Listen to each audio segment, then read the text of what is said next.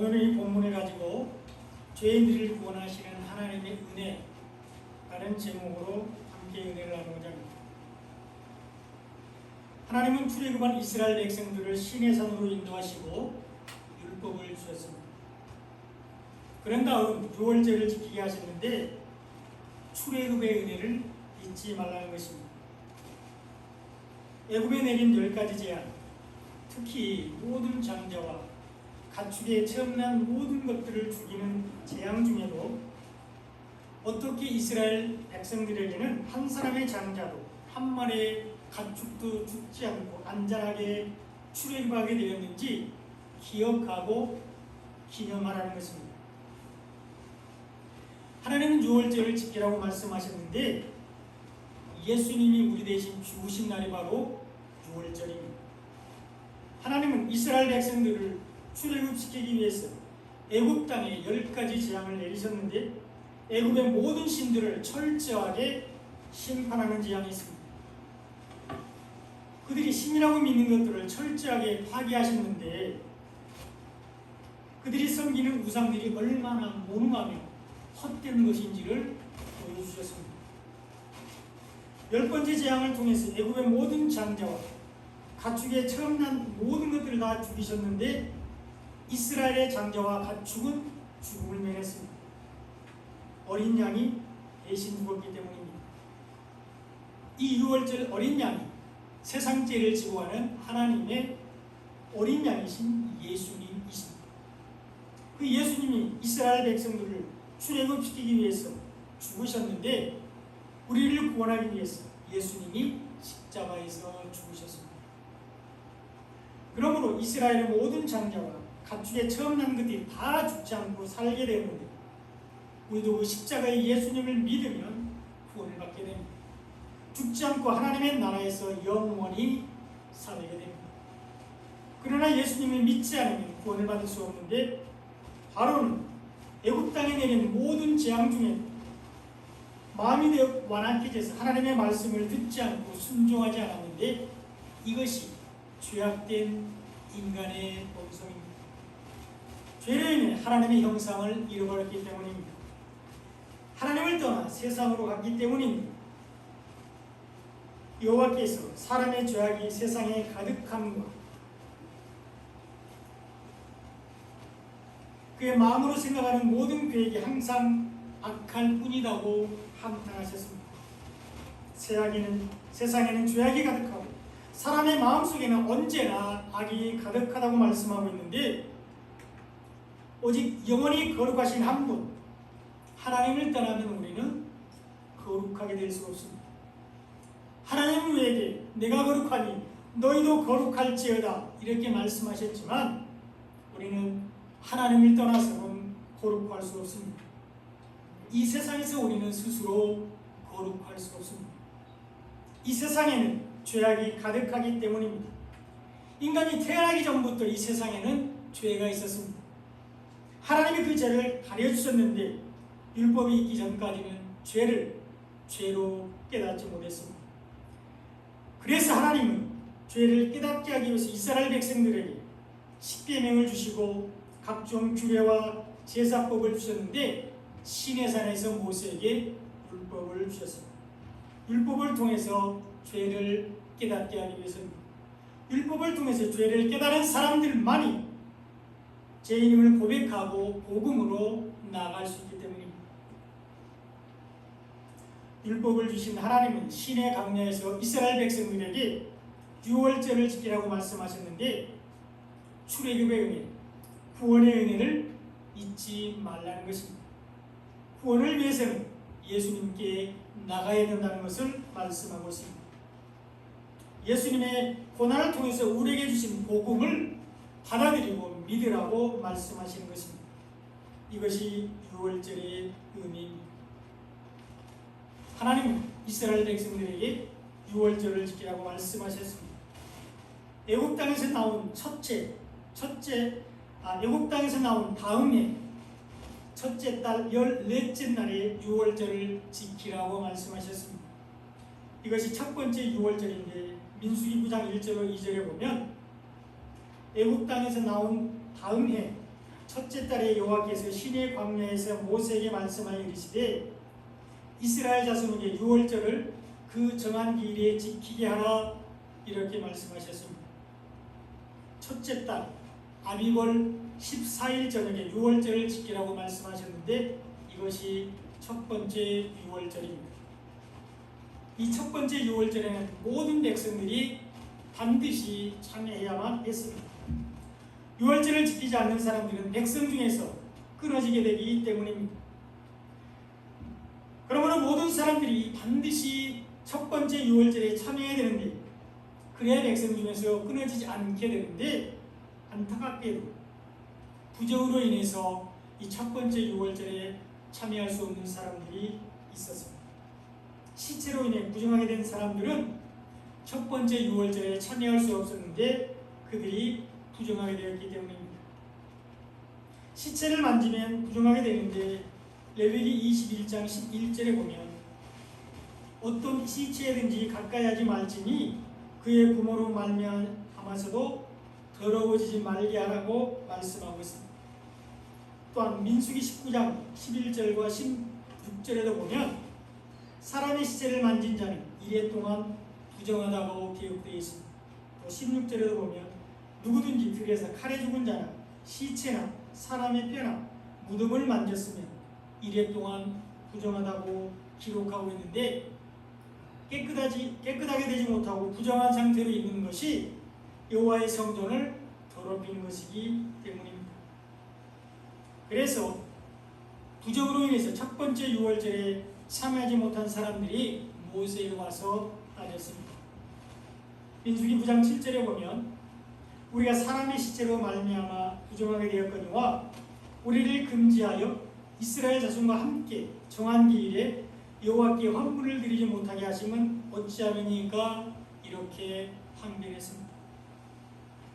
우리가 부지 중에 부정하게 되었는데 부정한 가운데 있지만 유월절에 참여하지 못하게 하는 것은 옳지 않다고 항변했습니다.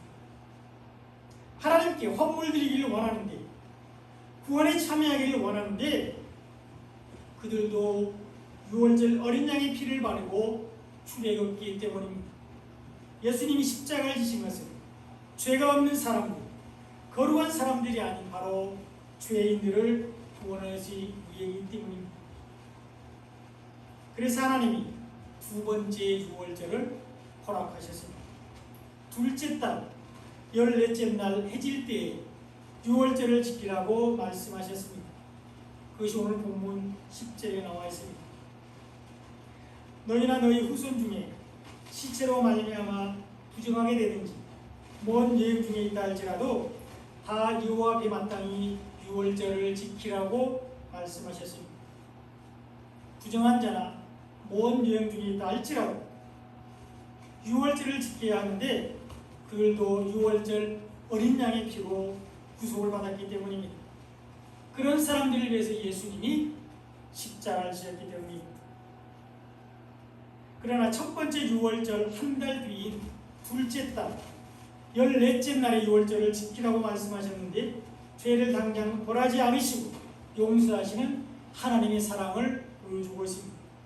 죄인들이 회개하고 돌아오도록 기다리고 있음을 보여주십니다. 이런 양들을 다 찾을 때까지 기다리신 하나님의 사랑을 보여줍니다. 십자가에 예수님의 목마름이 해소될 때까지 죄를 미루시는 하나님의 사랑을 보게 됩니다. 긍휼이 많으시고 오래 참으시는 하나님의 사랑을 깨닫게 됩니다. 하나님은 예수님의 보혈로 모든 사람들이 깨끗하게 되기를 바라시는데 이스라엘 백성들만 아니라 모든 사람들이 유월절을 지키기를 원하셨습니다. 오늘 본문 14절에 보면 만일 타국인이 너희 중에 거류하여 여호와 앞에 유월절을 지키고자 하면 유월절 율례대로 그 규례를 따라서 행할지니 거류민에게나 본토인에게나 그 율례는 동일하다고 기록하고 있습니다. 하나님은 택한 백성 이스라엘뿐만 아니라 그들 중에 거류하는 모든 타국인도 유월절을 지키기를 원하셨는데 하나님은 모든 사람이 구원을 받으며 진리를 아는 데 이르시길 원하시기 때문입니다. 그러므로 모든 사람이 정한 날에 하나님 앞에 유월절을 지켜야 하는데, 이때 그들이 먹는 것은 어린 양과 무교병과 쓴나물이었습니다. 본투인이나 거루민이나 죄로 인해 부정하게 되었거나 먼 여행 중에 있을지라도 모든 사람들이 유월절을 지켜야 되는데, 이때 그들이 먹는 것은 어린 양과 무교병과 쓴나물입니다. 오늘 본문 11절에 보면 둘째 달 14째 날 해질 때에 그것을 지켜서 어린 양의 무교병과 쓴나물을 아울러 먹으라고 기록하고 있습니다. 둘째 달 14째 날 해질 때에 유월절을 지키되 어린 양과 무교병과 쓴나물을 먹으라고 말씀하고 있습니다. 그러므로 우리는 어린 양과 무교병과 쓴나물을 먹어야 되는데, 예수님으로 인해 우리가 정결하게 되는 것, 거룩하게 되는 것이 유월절입니다. 이스라엘 백성들이 출애굽할 때 유월절 어린 양의 피를 문설주에 바른 집의 모든 장자와 가축에 처음 난 것들은 다 살았듯이 예수님이 나의 죄 때문에 나의 죄를 용서하기 위해서 십자가를 지셨다는 것을 믿는 사람들은 죄사함을 받고 구원을 받게 됩니다. 그 예수님을 믿으면 심판을 받지 않고 하나님의 나라에서 영원히 살게 됩니다. 이것이 유월절에 먹는 어린 양입니다. 세상 죄를 지고 가는 하나님의 어린 양이신 예수님은 우리에게 복음을 주시기 위해서 율법의 저주로 십자가에 죽으셨는데, 이것이 쓴나물입니다. 쓴나물은 예수님이 우리 위해 고난당하신 것을 상징합니다. 예수님이 우리를 대신해서 십자가에 죽으신 것을 기념하기 위해서 먹는 것이 바로 쓴나물입니다. 이것이 유월절에 참여하는 사람들이 먹는 음식입니다. 예수님이 우리의 죄값을 대신 치르시고 우리에게 복음을 주시고 고난을 당하셨는데, 이것이 쓴나물입니다. 예수님은 우리에게 복음을 주시기 위해서 십자가에서 고난을 당하셨습니다. 그 복음을 받아들이고 믿는 사람들은 구원을 받게 되는데, 이것이 무교병입니다. 죄가 없는 순수한 말씀, 누룩이 없는 생명의 떡이 무교병인데, 두 번째 유월절에 참여하는 사람들은 반드시 이 무교병을 먹어야 합니다. 그래야 구원을 받을 수 있습니다. 복음만이 인간을 죄와 사망에서 건져내는 유일한 생명의 길이기 때문입니다. 복음만이 모든 믿는 자에게 구원을 주시는 하나님의 절대적인 능력이 되기 때문입니다. 우리는 오직 복음을 믿음으로 구원을 받았습니다. 그래서 사도 바울은 로마서 1장 16절에서 내가 복음을 부끄러워하지 아니하노니 이 복음은 모든 믿는 자에게 구원을 주신 하나님의 능력이 되며 먼저는 유대인에게 그리고 헬라인에게로다, 이렇게 고백했습니다. 어느 누구보다도 율법에 충실했던 바울, 율법을 지키는 것이 하나님을 사랑하는 것이라고 믿었던 바울은 예수님을 만난 후에 복음을 부끄러워하지 않았는데, 복음은 모든 믿는 자에게 구원을 주시는 하나님의 능력이 되기 때문입니다. 유대인들뿐만 아니라 헬라인들에게도 복음은 능력이 되는, 여기에 헬라인은 단순히 로마 사람들을 말하는 것이 아니라 이 세상의 모든 사람들을 포함하고 있습니다. 유대인들이 아닌 모든 이방인들을 말하고 있습니다. 그들에게도 복음은 능력이 됩니다. 그 복음이 우리에게 왔고 우리가 그 복음을 받아들이고 믿음으로 구원을 받았습니다. 복음을 전하는 예수님의 말씀에 순종한 사람들, 땅끝까지 이르러 내 증인이 되라는 예수님의 명령에 순종한 사람들에 의해서 전해진 복음이 유대인들이 짐승처럼 생각했던 이방인인 우리에게 왔고, 그 복음을 받아들이고 믿는 우리가 영적인 아브라함의 자손이 되어서 구원을 받았습니다. 이것이 은혜입니다. 그러나 혈통적으로 아브라함의 자손이라고 자랑하는 사람들, 표면적 유대인들은 구원을 받지 못했는데 복음을 믿지 않기 때문입니다. 자신을 의인이라고 생각하는 사람들, 말씀에 순종하지 않는 사람들은 구원을 받을 수 없는데, 정한 기일에 하나님께 예물을 드리지 않기 때문입니다. 오늘 보면 13절에 보면 사람이 정결하기도 하고 시체로 인해서 부정하지 않은 사람들과 또 여행 중에 있지 아니하면서 유월절을 지키지 아니하는 자들, 유월절을 지킬 수 있는데도 지키지 않는 사람들, 예배를 드릴 수 있는데도 드리지 않는 사람들은 그 백성 중에서 끊어지리니 이런 사람은 그 정한 기일에 여호와께 헌물을 드리지 아니하였은즉 그의 죄를 담당할지라고 경고하고 있습니다. 유월절을 지킬 수 있는데도 지키지 않는 사람들은 백성 중에서 끊어지게 되는데 하나님께 헌물을 드리지 않았기 때문입니다. 하나님께 예수님을 드리지 않았기 때문입니다.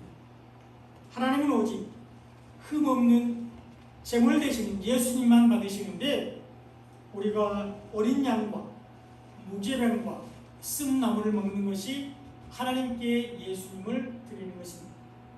하나님 보내신 예수님을 믿고 그 예수님이 나의 죄를 위해서 용서하기 위해서 십자가에서 죽으시고 부활하셨다는 것을 믿고 십자가 복음을 받아들이고 믿는 것이 하나님께 예수님을 드리는 것입니다. 이것이 하나님께 헌물을 드리는 것입니다. 구원의 은혜를 알고 믿음으로 예배 드리는 것이 예수님을 드리는 것입니다. 억지로나 부득이함으로 하지 않고 온 마음과 뜻과 정성을 다하여 예배 드리는 것이 하나님께 예수님을 드리는 것입니다. 이때 말씀으로 우리 안에 계신 성령이 하나님께 모든 영광을 올려드리게 되는데 이것이 하나님께 예수님을 드리는 것입니다. 이것이 영과 진리로 예배하는 것입니다. 우리는 두 번째 유월절을 지켜야 되는데 어린 양과 무교병과 쓴나물을 먹어야 합니다. 그러면 즉시 우리의 모든 죄가 용서되어 거룩하게 되는데 구원을 받게 되는데 마지막 날에 예수님이 재림하실 때 생명의 부활을 하게 됩니다. 오늘 보면 12절에도 보면 아침까지 그것을 조금도 남겨두지 말며 그 뼈를 하나도 꺾지 말아서 유월절 모든 율례대로 지킬 것이니라 이렇게 말씀하고 있는데 어린 양과 무교병과 쓴 나물을 당일에 먹으라고 말씀하고 있습니다. 아침까지 조금 더 남겨주지 말라고 말씀하고 있는데 우리가 예수를 믿는 순간 우리의 모든 죄가 즉시 용서된다는 것입니다. 두고두고 조금씩 없어지는 것이 아니라 보혈의 피를 묻는 순간 즉시 사라집니다. 그리고 다시는 기억조차 아니하시는데 이것이 바로 단번 속죄입니다. 우리가 예수를 믿는 순간 우리의 모든 죄는 눈과 같이 양털과 같이 깨끗해집니다. 또 그 뼈를 하나도 꺾지 말라고 말씀하고 있는데 우리가 복음을 받아들이는 순간 우리는 즉시 구원을 받게 됩니다. 그 복음을 주님 앞에 갈 때까지 주님 다시 오실 때까지 간직하고 살면 우리도 마지막 날 신령한 몸으로 변화되어서 하나님의 나라에 들어가게 되는데 생명의 부활을 하게 됩니다.